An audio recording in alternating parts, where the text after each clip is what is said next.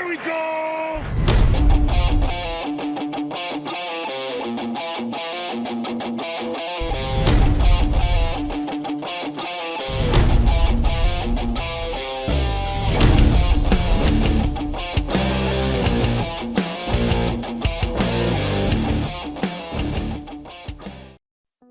What's going on, Cowboy Nation and Angry Cowboy fans around the world? Y'all know who it is. It's your man, the Angry Cowboys Fan, and you are listening to the Angry Cowboys Fan Podcast, the place to find my raw and uncut in podcast form. And let me first start this podcast off by congratulating Brandon Aubrey and his wife on their new addition to their family. Congratulations, sir. I also want to welcome James Davis and Suave Freddy to the ACF YouTube channel membership. I truly appreciate everything that you guys do and help in supporting this channel and supporting the content that I put out. Be on the lookout for some members only videos where we're going to be talking about the Dallas Cowboys. You're going to get that unofficial janitor skit. You might even get some more skits. I'm going to put some out, but we'll also be getting into the Skype conversations once the season starts. So if you would like to join the channel membership, all you have to do is hit that join button, follow the prompts, and you will be there. $2 a month. I truly appreciate you guys 150,000%. Thank you. Last Sunday was the first time NFL fans and Dallas Cowboys fans got to feast their eyes on second and third unit of their respective teams. Some people chose to play their starters. Some, they chose to sit them. Our Dallas Cowboys, our coach chose to sit our players. Sunday got to show us some answers to the most burning questions that we had going into training camp. How's our defense going to look under Mike Zimmer? How will the linebackers be used in the Zimmer scheme? How are Cooper, BB, and Tyler Guyton going to fare? How's Maurice Leafau and Marshawn Nealon going to look on the field? A lot of questions surrounded this year's rookie class. The main question mark was, and is, Trey Lance. We actually got to see how he looked in action on Sunday. So we're going to go ahead and get into my raw and uncut for the rest of this episode. So y'all ready for my raw and uncut? Y'all ready? Let's get it. Get ready for the Angry Cowboys fans, raw and uncut. Man, keeping it real, man, keep it real, that's real. Let me start off by saying this. This was the first game, Cowboys Nation.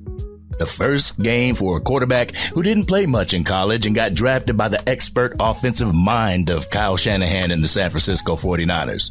A quarterback who's currently sitting behind Cooper Rush and Dak Prescott. Angry Cowboys fan family, I gotta keep it a buck because that's all I can do with y'all. This isn't gonna be a Trey Lance bash video, a bash session, or anything like that, but I do have to keep it real. I feel bad for this man. I feel bad for Trey Lance. I've said this over and over again, but this situation must suck for this dude. He is now on the biggest stage trying to prove to this organization and its fans he can be a quality backup in this league. Some fans have catapulted Trey Lance over our current QB1 in Dak Prescott, hoping that he rises to the occasion and is able to dethrone Dak Prescott and allow him to walk in the offseason. I'm sorry, Sunday did not help his nor his fans' cases. 25 for 41, 188 yards passing, 0 touchdowns. Well, no interceptions. That's good. He held onto the ball. But he also had 44 yards rushing off 6 attempts. Trey Lance averaged 4.6 yards passing and 7.1 yards rushing. Do you see anything wrong with this picture, Cowboys Nation? But see, I don't want to go off because this is the first game of the preseason. It's the first legitimate game he has played at quarterback. The bugs are still going to be there and they need time to be worked out. He needs the time and reps to work it out. I completely get that. I completely understand that. The thing is, and Henny the Moore commented on this on one of his shorts, we don't have time for him to eventually get it. He doesn't have time for all that, Cowboys Nation. Trey Lance hits the open market this coming offseason. He, as well as Dak Prescott, could be free agents in the 2025 offseason. If there was a time for him to get up there and ball out of control, that time is now. The Dallas Cowboys didn't exercise his 5th-year option, which means they don't think that he's worth $22.4 million. So if he doesn't show them that he is, he's going to be getting backup money. He's going to be getting that Cooper Rush money. This ain't just with the Dallas Cowboys. These preseason games are his resume for another team. Honestly, I hope Trey Lance isn't just thinking that winning the Dallas Cowboys quarterback 2 position is where he wants to be. I hope that he actually opens his mind and impresses enough people to get a backup position anywhere in this league, to maybe get a starting position anywhere in this league. As much as fans don't want to realize, the Dallas Cowboys quarterback room's pretty damn good. No matter what anybody has to say negative about Dak Prescott, they can only go with their emotions off the overall playoff record of the team. They don't want to speak about individual stats because that paints a different picture. Also, Cooper Rush has proven that he's a great backup to Dak Prescott because one of the prime reasons this team went to the playoffs in 2022, it was because of Cooper Rush. Cooper Rush going 4-1 in Dak Prescott's absence.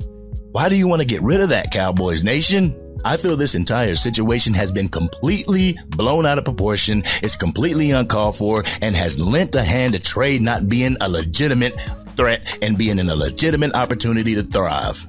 I understand that they want a mobile quarterback here in Dallas. I understand wanting to be able to have a serviceable quarterback to, put pieces around, stack the whole team so we could possibly get to a Super Bowl. I also feel this was Jerry and Stephen Jones trying to catch lightning in a bottle and getting shocked by it. But during that Rams preseason game, it only showed me exactly what I already knew about Trey Lance. Trey has issues. Trey needs time. Issues I don't think we have time to correct unless he's going to take backup money. Trey has an issue with staring down his targets. He has an issue with throwing receivers open. He doesn't throw with any anticipation, which makes the receiver have to beat their man even more. Remember, football is a game of inches, Cowboys Nation, and throwing to a place on the field as your receiver goes out of his break, that could gain a lot of separation for your receiver. He doesn't do that. The receiver has to be open and at his mark before Trey Lance throws it. Then, when he does throw it, he throws it 100 miles an hour so it can beat the defender. That, to me, seems more difficult. I guess what I'm saying is you gotta work smarter, not harder. But there was one play where he escaped the pocket to the right and established another pocket and threw to the running back to end the first half. I actually loved that play by Trey Lance. I didn't love him throwing a crossbody, but I loved how he established that pocket again. That's exactly what I asked him to be able to do a few videos ago. It was perfect. His agility and ability to escape the pocket is great, but that's also the issue that I have with him, Cowboys Nation. That first read's not open, Trey Lance is gone. That sucks because he does that more often than he doesn't. And that's why his yards per play rushing was more than his yards per play passing. Also, his accuracy in his passing. Sunday would not have flown playing against number 1 team receivers. There were way too many plays where his receivers had to contort their body in crazy ways to catch his passes. Very few were right on the money. Kelvin Harmon had to jump and contort his body on a couple of catches, one of which Trey Lance did have to throw high because the linebacker was in sight. So I kind of understand that, Cowboys Nation. But the issues that were displayed on Sunday in Lance's games were issues that of a rookie. Someone coming fresh out of college. Not a player who is set behind quality quarterbacks and has been able to learn the system. Actually, a quarterback that comes to mind who's faced this same kind of situation, Jordan Love. Granted, Jordan Love played more in his college career. But like I said, it's the first game of the preseason. Lance still has 2 games to ball out. I wish the young man nothing but luck, nothing but success in everything that he does. And I hope that he's able to hit the field with the Dallas Cowboys in the future. One thing that I want to highlight about last preseason game that every Cowboys fan should take into consideration. Did you see how many interceptions the Dallas Cowboys had? 4 interceptions against the Los Angeles Rams. Yeah, you could say that came from their QB2 or their QB3, but they had 4 interceptions. You see who won the game, though? The Los Angeles Rams. Their quarterback can throw 4 interceptions. Their defense can hold the opposing offense to 3 points or less and still make a way to stay competitive and win the game with a game-winning drive. Interceptions don't dictate the game. I heard this a lot this past offseason. We lost the Green Bay Packers game due to Dak Prescott throwing interceptions. Even though this was a preseason game, it shows you that if your defense stands up and limits the bleeding, your offense can help win the game. The Rams quarterback didn't win the game for them. The Rams team won that game. You see the difference, Cowboys Nation? This preseason game also showed me what Mike Zimmer plans on doing on defense. It's been said that Zimmer didn't use a call sheet during this game. He would see the offensive scheme and dictate accordingly. It showed me the plan for our linebackers and our secondary. This preseason game has got me more excited about this regular season, and seeing the starters in their position, I cannot wait till the regular season starts. This also showed me that Tyler Guyton has a tremendous upside when it comes to his play. He's not completely ready, but he's close. You know, he's not all-pro right now, but he has the makings of an all-pro player. 0 pressures and 0 sacks on the quarterback while he was in the game. That's something to look forward to going into the regular season, where he will open against Myles Garrett. That's if Chuma Edoga recovers from that foot injury he suffered during the Rams preseason game. Rest up, Chuma Edoga. We're praying for you. Anyway, Guyton was sick. He had the flu. I mean, that's what we thought he had. Everybody's calling it his flu game, but Guyton was sick and he still was out there, stopping the pass rush, doing what he had to do, opening up holes. Man, Tyler Guyton looked good. And that's what I'm talking about going into the season, baby. But to keep it a buck with y'all, I'm happy about the potential of our defense. Everyone seems to be working in tandem, and that was the second and third defense. I understand Mike Zimmer's scheme a little bit more, and it seems as if the linebacker's speed from sideline to sideline is going to be a factor. Everybody in our safety rooms are dogs. They're super dogs. I just wish we could solve the defensive tackle position. I wish we could solve that before we start the regular season. If we hit on a defensive tackle position, I believe that our defense will be headaches for any offense in this league. But all in all, I give the last preseason game against the Rams, I give it a C. I saw some good things out there. I also saw some things that were not so great and needed a lot of work. This is why we have the preseason, though. This is why it's important and should remain in the game. If you want to have an 18-week football season and still keep the preseason a part of it, then I'm all for it. The preseason is more important than a lot of fans give it credit for. But Angry Cowboys fans, we're going to switch gears real quick. We're going to talk about our wide receiver 1 in CeeDee Lamb. We all know that CeeDee Lamb is still not with the team. He's still holding out, doing what he has to do. I got a tinfoil hat theory when it comes to all this CeeDee Lamb stuff. Y'all just rock with me real quick. It is a tinfoil hat theory. It doesn't make it true. This is what I think. But I truly believe CeeDee Lamb's being used as a casualty to the Dak Prescott contract. I truly feel they're using not being able to get CeeDee Lamb's contract done because Dak wants what he wants. There have been a lot of reports saying that Stephen Jones and Jerry Jones said that talks with CeeDee Lamb and Dak Prescott's agents were going well. So they were talking to him at the same time, I'm taking it, right? What if Jerry and Stephen Jones were using CeeDee Lamb against Dak Prescott in these negotiations? Telling Dak that if he signs anything high, the team won't be able to sign CeeDee Lamb. I don't know, but whatever it is, it needs to get done, and I'm talking about right now, Cowboys Nation. But I mean, for real though, Pretty Ricky told me that everything was good. Pretty Ricky told me that it was going down, right? Well, you know, everybody can't be right 100% of the time, right? But Adam Schefter said that the general consensus around the league is that CeeDee Lamb's contract is imminent and should be done before the start of the regular season. I seen a post that read, "When have you known Jerry not to get the high-profile deal done?" I mean, I'm glad people got faith in Jerry and Stephen Jones like they do, but I'm sitting here telling you that they can show me better than they can tell me. I want to wake up and I want to make a video that the Dallas Cowboys have come to terms with CeeDee Lamb. He'll be the Dallas Cowboys wide receiver for another 4 years. Then I hope it follows with the Cowboys signing their quarterback as well. It'd be a great birthday present, Angry Cowboys fan, because my birthday is this month, August 28th to be exact. But also, speaking about CeeDee Lamb, First Take had an interesting segment about our wide receiver one that I want to talk about a little bit. On today's episode of First Take, Bart Scott, Matt Berry, and Shay Cornett talk about the importance of CeeDee Lamb's contract getting done sooner rather than later. During this segment, Matt Berry and Shay Cornett have a good back and forth about the situation. So we're going to take a listen to the 2 clips that I got for y'all, and then y'all know what we're going to do. Gonna come back and unpack this raw and uncut. So, Angry Cowboys fans, let's go ahead and take a listen to Matt Berry. I was out there for 5 years at the NBC station in Dallas, traveled with the Cowboys from Oxnard to their inevitable demise in the postseason. I was there when Marcus Spears was a player.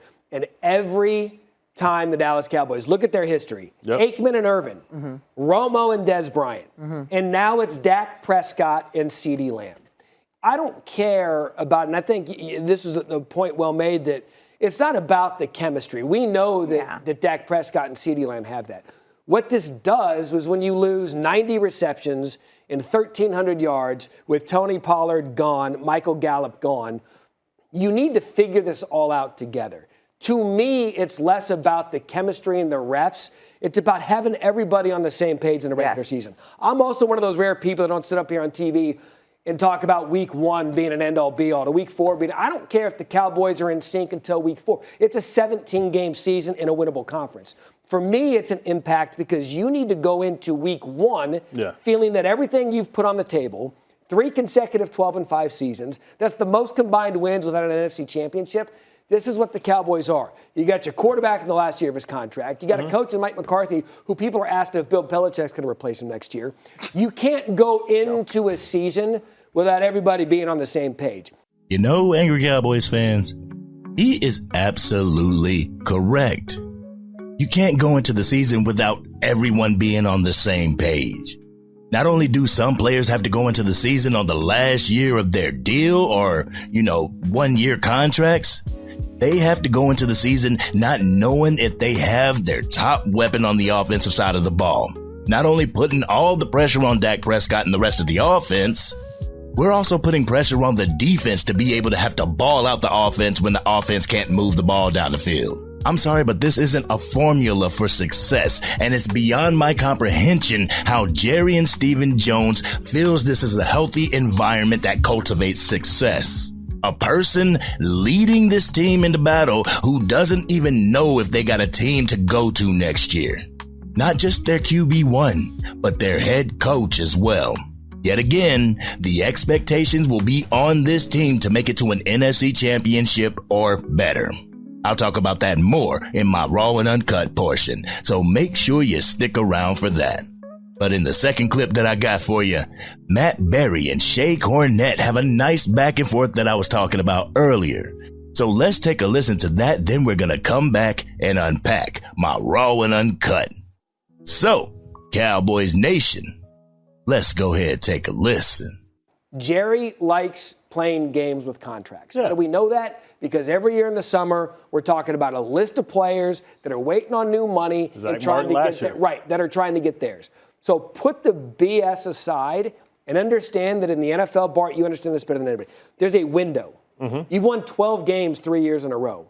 If you don't get to that window on the same page at the same time with the top flight receiver, it's going to shut and you're going to have to live for it with the rest of the Can I just really quick, Bart? Yeah, sure. I agree with you on the week 1 thing, and I'm sure you do too. The week 1 thing is not a be-all, end-all, especially when it's Browns and Cowboys. However, when in terms of America's team, it matters. Because if they go out and they wet the bed in week 1, can I say that? I think I should say that. In week 1, we are going to be, I'm like, where am I? We are going to be on this network, on this show, any show, talking talking about how awful the Dallas Cowboys are. Why didn't they get seeded? So it matters with this team. It matters week 1. That is the only team I think I'll talk about outside I think that is the only team that I would say. So now the Browns are a juggernaut? No, the Cowboys. The Cowboys need to come out looking strong in week 1 because otherwise we're going to be talking about it till the following week.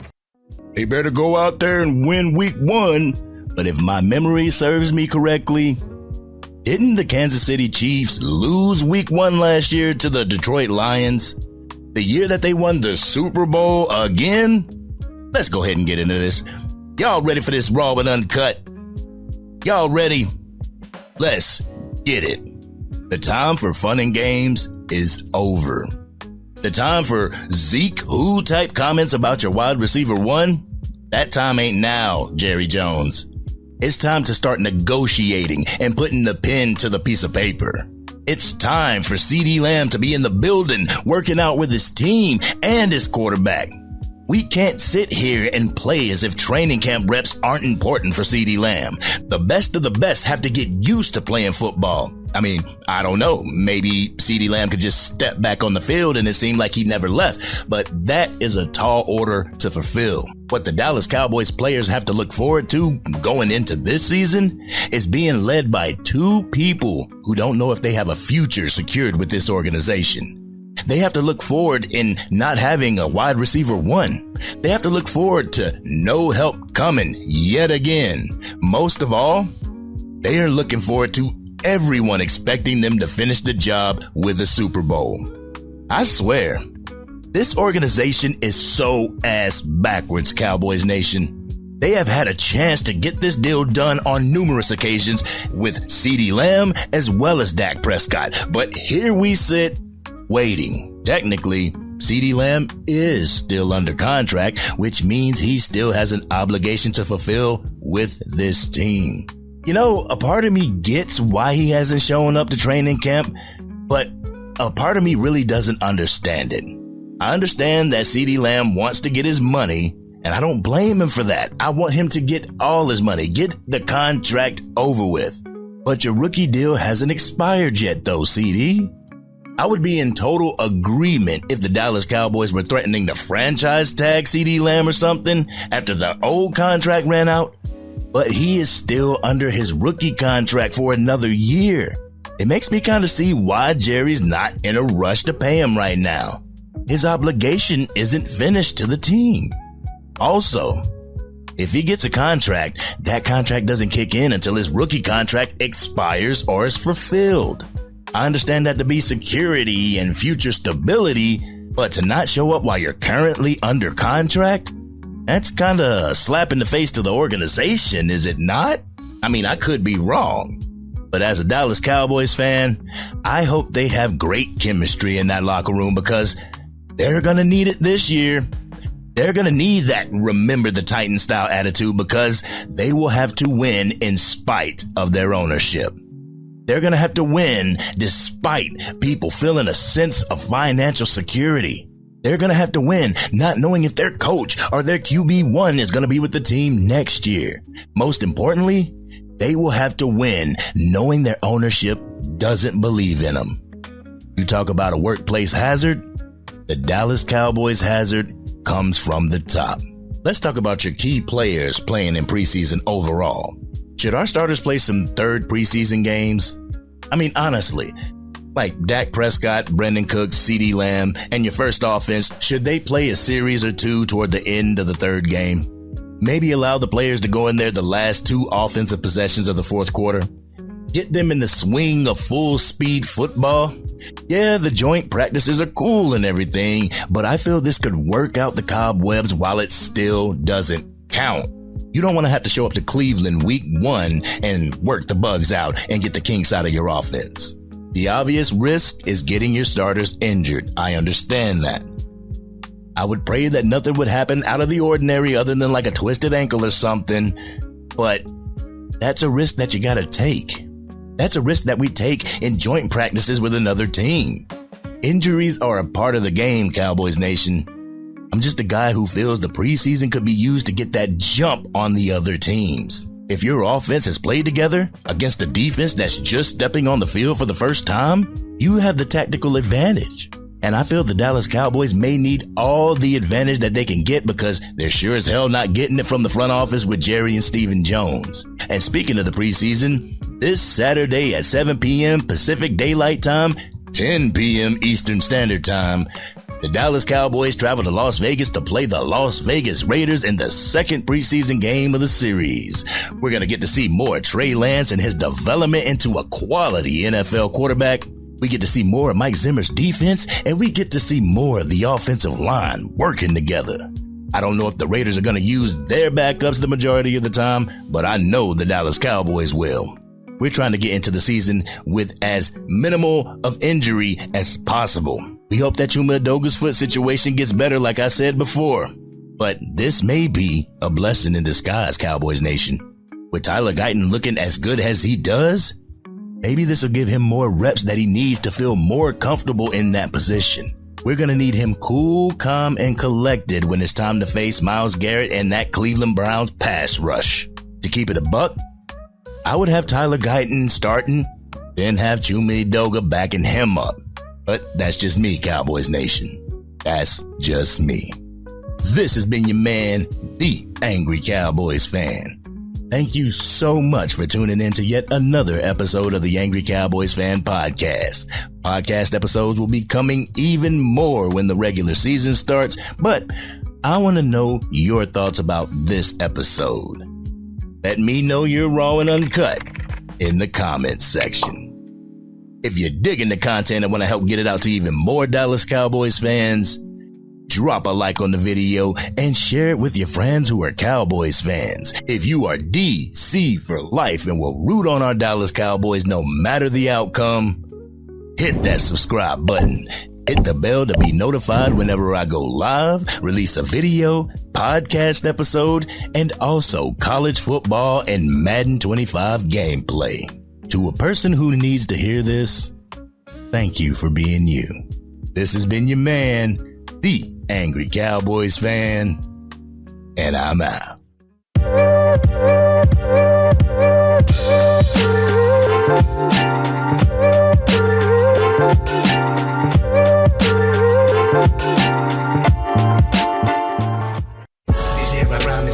Dang, Angry Cowboys fan, you done made it through the entire video. But if you want more content, you can definitely go to this video right here. Or if you want the latest episode of the Angry Cowboys Fan Podcast, you can go right here. But whatever you do, like, share, and subscribe to the channel, but remain DC for life.